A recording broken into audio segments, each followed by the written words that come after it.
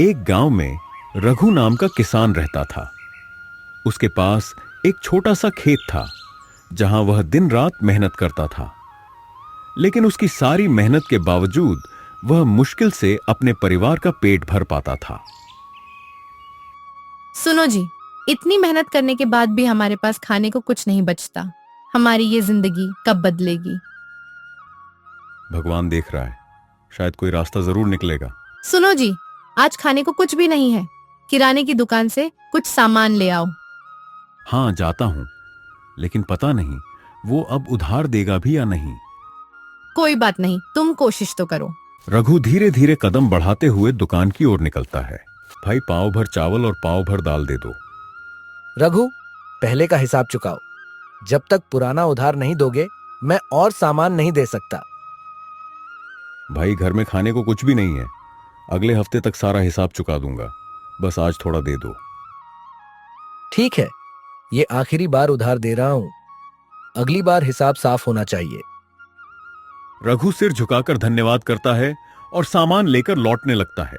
रघु रास्ते में एक भिखारी को कराहते हुए देखता है। पानी, पानी। भाई, क्या हुआ? ऐसे हालत में क्यों पड़े हो? मैंने 4 दिनों से कुछ नहीं खाया। भूख से हालत खराब हो गई है। चलो मेरे साथ मेरे घर, मैं कुछ इंतजाम करता हूं। रघु भिखारी को सहारा देकर अपने घर लाता है।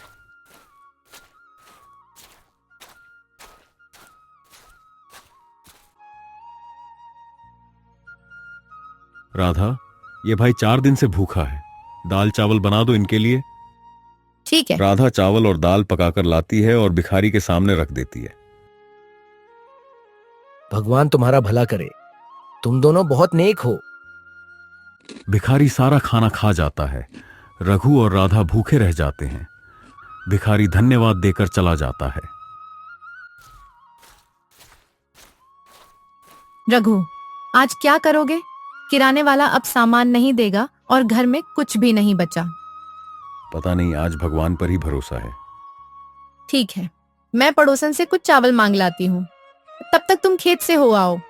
रघु खेत से लौटते वक्त एक और व्यक्ति को देखता है। भाई, क्या हुआ? तुम ऐसे क्यों बैठे हो? मुझे मेरे बच्चों ने घर से निकाल दिया है और मैं कई दिनों से भूखा हूं। चलो मेरे घर चलो, मैं कुछ खाने का इंतजाम करता हूं। रघु भिखारी को घर लाता है। राधा सब समझ जाती है। वह पकाया हुआ चावल भिखारी को दे देती है। तुम दोनों बहुत महान हो। भगवान तुम्हें इसका फल जरूर देगा। भिखारी खाने के बाद चला जाता है। रघु और राधा उदास होकर भूखे बैठ जाते हैं। राधा झूठे बर्तन धो रही होती है। जैसे ही वह भिखारी की थाली को धोती है, एक चमकदार रोशनी फैलती है। राधा चौंक कर थाली देखती है। रघु, जल्दी आओ, देखो ये क्या हुआ। रघु दौड़ता हुआ आता है और चमचमाती सोने की थाली देखकर हैरान रह जाता है।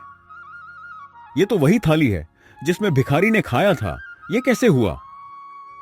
ये भगवान का कोई चमत्कार है, हमारी दया और सेवा का फल है।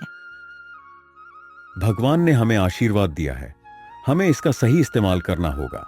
रघु और राधा सोने की थाली से मिले धन का इस्तेमाल अपने लिए और गांव वालों की मदद के लिए करते हैं। रघु और राधा की दया और सेवा ने न केवल उनकी जिंदगी बदली, बल्कि पूरे गांव को प्रेरणा दी। दया और सेवा के बदले भगवान हमेशा सही समय पर फल देते हैं।